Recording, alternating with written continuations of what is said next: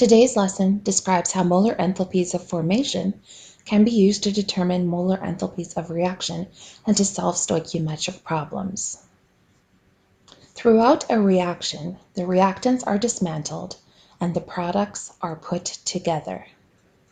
In the reaction of calcium oxide with carbon dioxide to form calcium carbonate, the original calcium oxide and carbon dioxide are dismantled.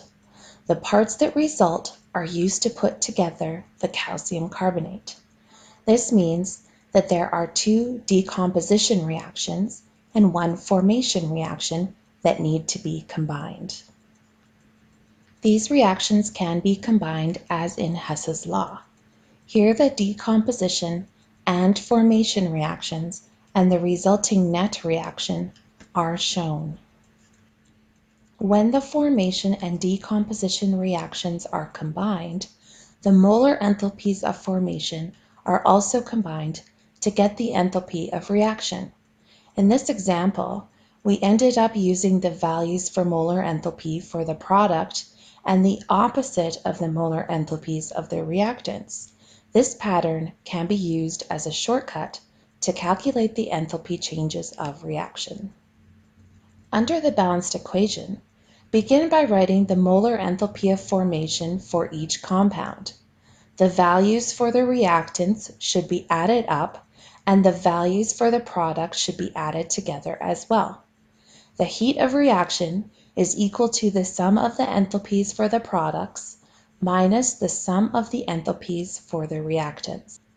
This shortcut method is shown for the reaction of calcium oxide and carbon dioxide.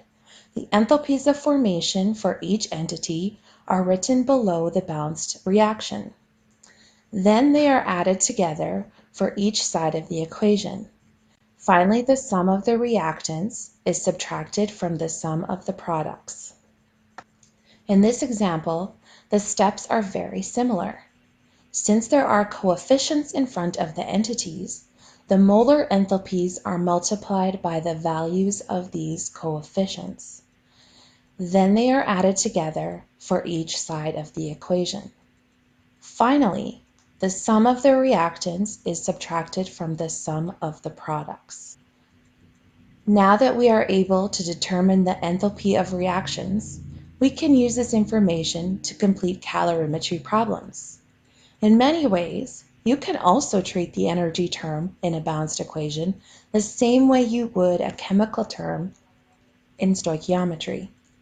Here the combustion of methanol reaction is used to determine the enthalpy of reaction by using the shortcut method. Finally, the molar enthalpy that has been calculated can be used to solve for the molar mass and ultimately the mass. Please complete the September 20th quiz.